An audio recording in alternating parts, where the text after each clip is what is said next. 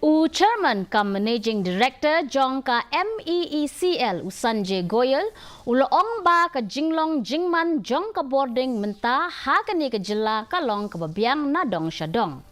Goyal uloong ru ba ha ka bayday bat ka Jingpen lip Bording ka bajulong man la ka por ya Mynta kampat don kanu ka Jingpen lip Bording bala penbet da kani ka corporation. CMD ka MEECL ula pentip ru bagla persyang ban penne ya ka Hapoh yam da ka penbit penbiang bha ya ka dukom penmi Bording. Katkum ka jingat hu jong lada uslap one day por Hapoh ka tayo bakadu jong ubnai Jimang lani ha ka tayo baningkong jong ubnai Jylla dan ka man khuslai ru ha ka bayday bat ka jingpenmi Bording.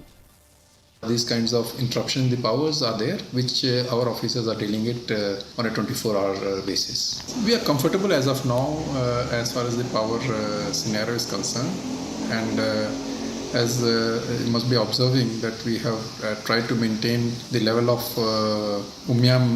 Dam also, the lake, up to optimum level by managing our generation effectively. And if the rains are on time, which is we are planning that maybe by last week of May or first week of June, the rain should come. If that happens on time, I think we should be quite comfortable as far as our power scenario is concerned. Ka office jong ka